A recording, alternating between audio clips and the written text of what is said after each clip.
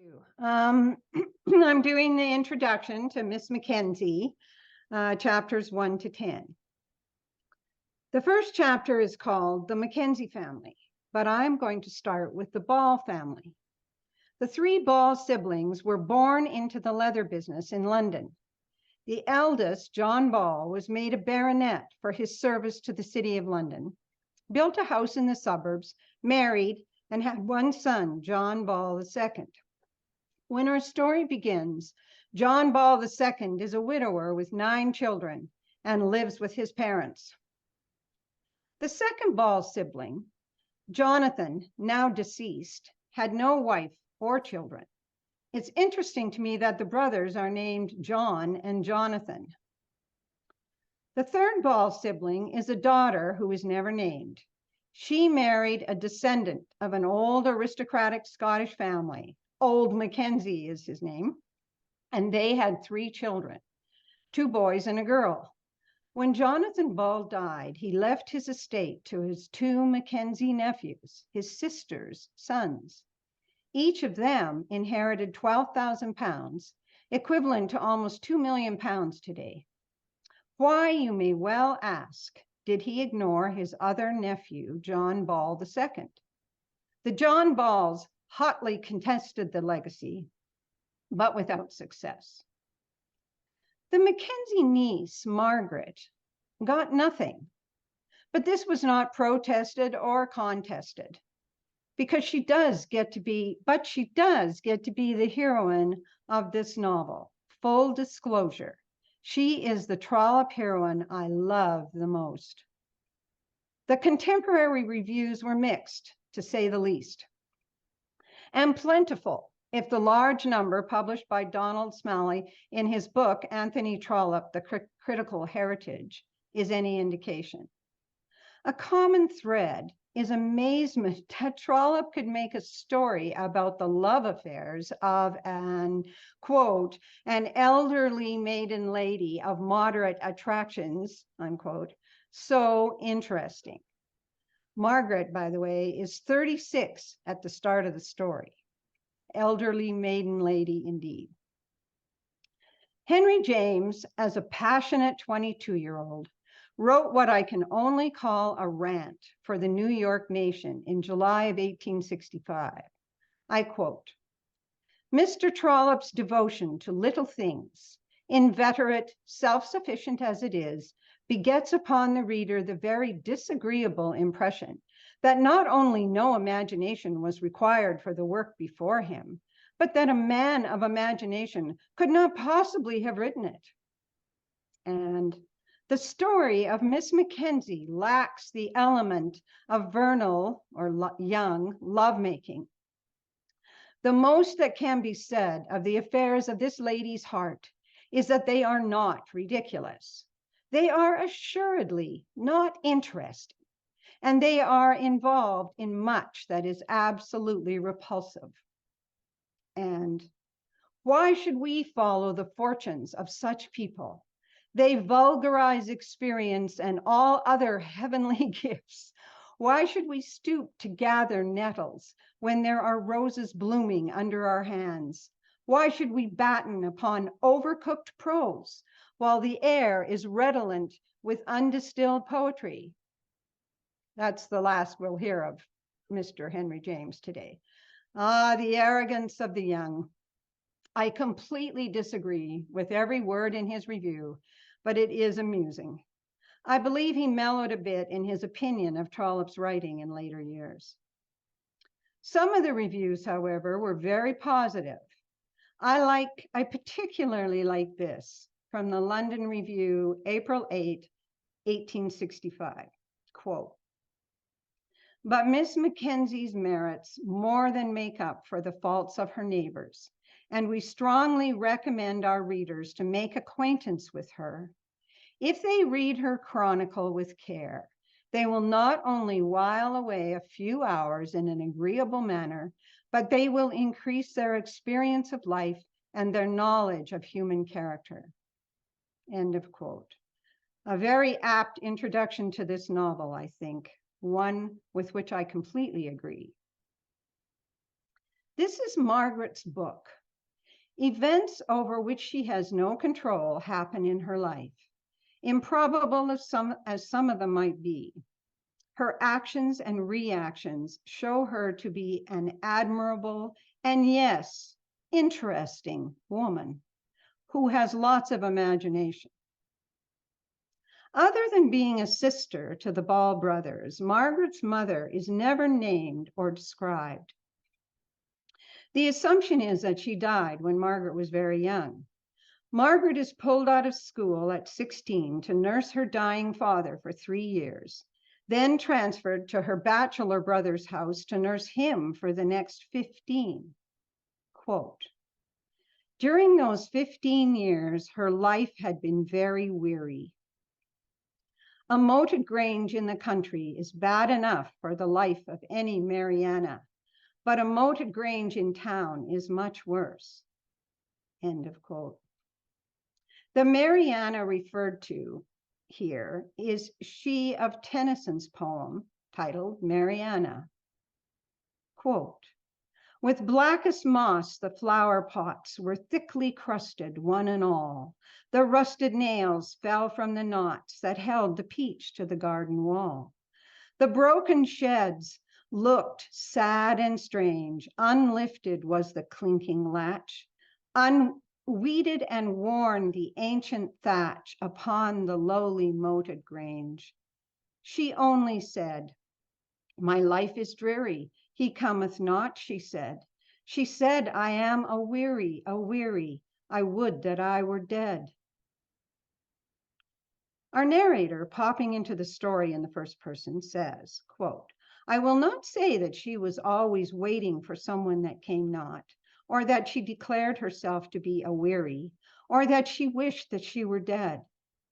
But the mode of her life was as near that as prose may be to poetry, or truth to romance. I love that quote. But the suitors do come. The first 3 are named Hancock, Rubb, and Ball. Do we need any more hints that this is going to be a very sexy book? When her brother Walter names her as his heir, much to the dismay of her other brother Thomas, Margaret, now, quote, a woman who at 35 had more of the graces of womanhood than had belonged to her at 20, unquote, she abandons her moated grange in town and moves to Littlebath. Why Littlebath, where she knows no one? Quote, might it not yet be given to her to know clever people, nice people, bright people, people who were not heavy and fat like Mr. Hancock, or sick and wearisome like her poor brother Walter, or vulgar and quarrelsome like her relatives in Gower Street? End of quote. Soon after her arrival, she meets our old friends, Miss Baker and Miss Todd, prominent in the novel The Bertrams, who are definitely clever, nice, and bright, and she manages to enjoy a few good times with them.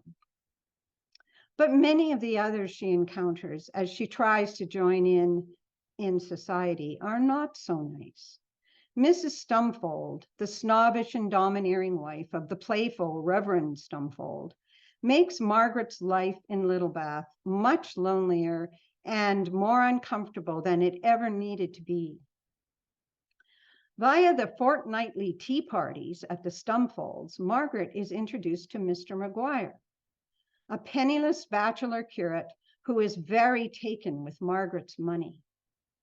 Now, Jeremiah Maguire, besides being a bore, has a severe squint or strabismus, which was believed at the time to be symbolic of duplicity and sexual excess.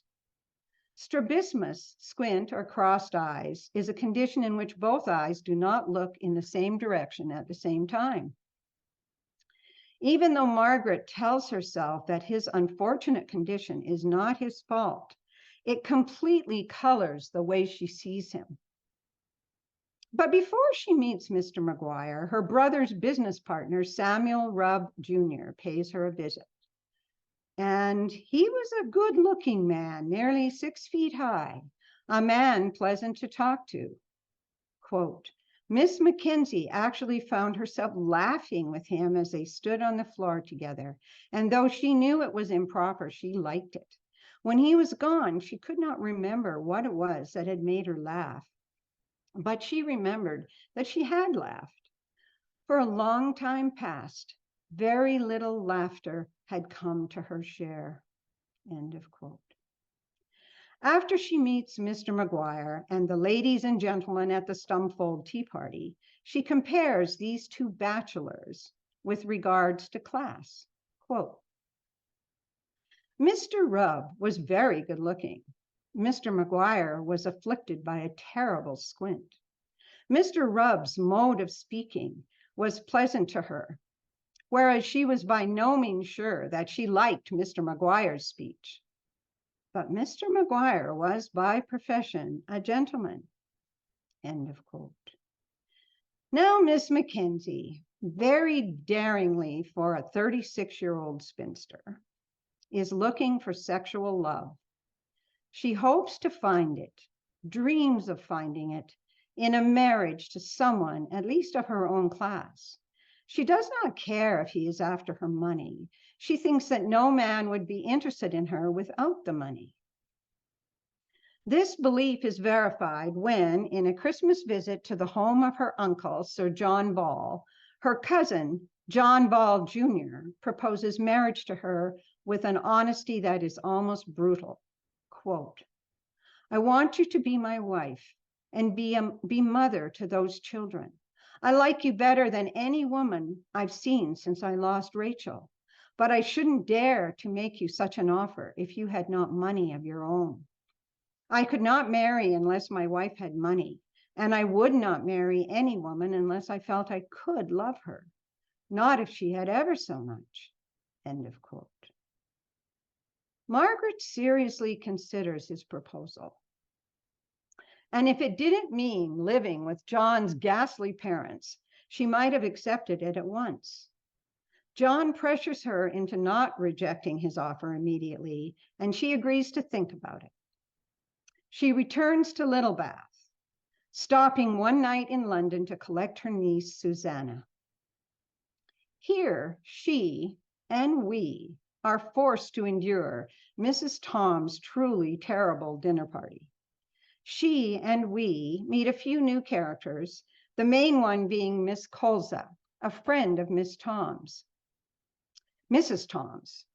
We learn that Miss Colza, although no older than Miss Mackenzie, quote, was as young looking as curls and pink bows could make her, and was by no means a useless guest as a dinner party, as she could chatter like a magpie, end of quote.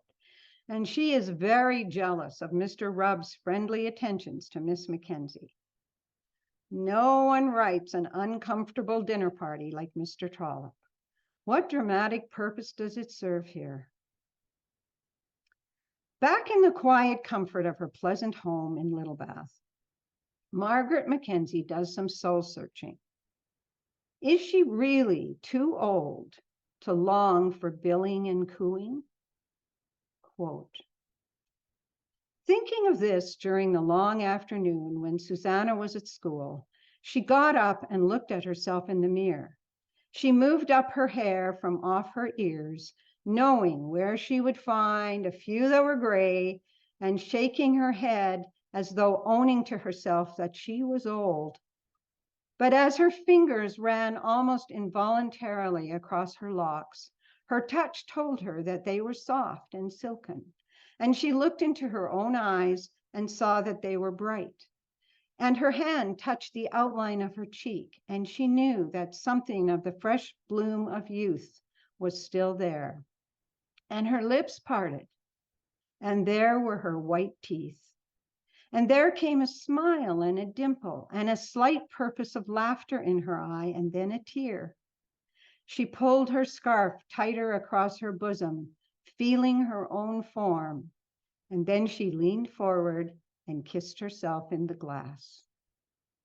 End of quote. She concludes that romance is more important to her than social class, that Mr. Rubb is much sexier than Cousin John. She writes a Dear John letter and turns him down. Miss Mackenzie explores her ideas about ladies and gentlemen and the evils of playing cards with Miss Baker. These are wonderful conversations.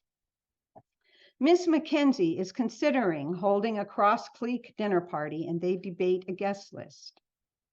Playing the devil's advocate, Miss Mackenzie defends the possible choice of inviting Miss Ruff. She is only joking, but Miss Ruff herself is worth a bit of a digression. She appears originally in the Bertrams at a card party given by Miss Todd. Some of the other guests are Lady Longspade, Miss Finesse, Miss King Guarded, and, quote, that odious old woman, Lady Ruth Revoke. They are playing whist, a precursor of bridge, and most of these minor characters' names, I lost my place. And most of these minor characters' names would be familiar to players of these games. To ruff in whist is to play a trump. To revoke is to fail to follow suit when you still have cards of that suit in your hand. Poor Miss Ruff ends up being partnered with Lady Ruth Revoke. Quote, now it was notorious in Littlebath that she had never played well and that she had long since forgotten all she'd ever known.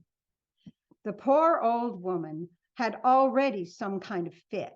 She was very shaky and infirm and ghastly to look at in spite of her paint and ribbons. She was long in arranging her cards and long in playing them. Miss Ruff is rough on her partner. Miss Ruff takes her whist very seriously and continually says things like, well, I declare, what, the 10 of spades? Well, it is an excellent joke. If you could have obliged me, Lady Ruth, by returning my lead of trumps, we should have been out, and so on. She is apparently still at it, because in our novel, we learn that, quote, old Lady Ruff was supposed to be the wickedest old card player in all Littlebath, and there were strange stories afloat of the things she had done. There were Stumfoldians who declared that she had been seen through the blinds teaching her own maid piquet on a Sunday afternoon. But any horror will get itself believed nowadays. End of quote. What are your thoughts on the evils of playing cards? The last chapter for this round is titled Plenary Absolution. This is an overstatement because absolution means absolute forgiveness. So the title could mean unqualified or absolute forgiveness. It is quite clear, however, that Miss Mackenzie's feelings of attraction for Mr. Rubb are coloring her rather convoluted rationalizations as she talks herself into forgiving him. Absolutely. Our narrator intrudes again here to make comments about women in general. Quite controversial comments. Quote, with many women, I doubt whether there be any more effectual way of touching their hearts than ill-using them and then confessing it. If you wish to get the sweetest fragrance from the herb at your feet, tread on it and bruise it. End of quote. Ouch. I suggest that our author put this in to challenge readers to disagree with it.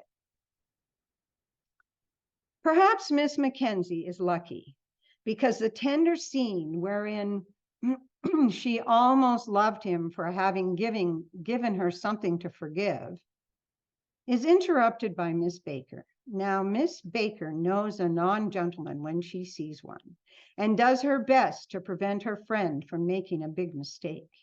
She mentions that Mr. Maguire will be at the tea party and makes it plain to Mr. Rubb that Miss Mackenzie has another admirer. Undaunted, Mr. Rubb prolongs his visit, gets invited to Miss Todd's tea party, and tells Miss Mac that she is the dearest friend he has in the world. To be continued in 2 weeks. Some suggestions for discussion. A character with severe strabismus is a novelty for me. How did it affect the way you perceive Mr. Maguire? No one writes an uncomfortable dinner party like Mr. Trollope. What dramatic purpose does it serve here? What are your thoughts on the evils of playing cards? And what was your reaction to the narrator's thoughts on women and forgiveness? Thank you.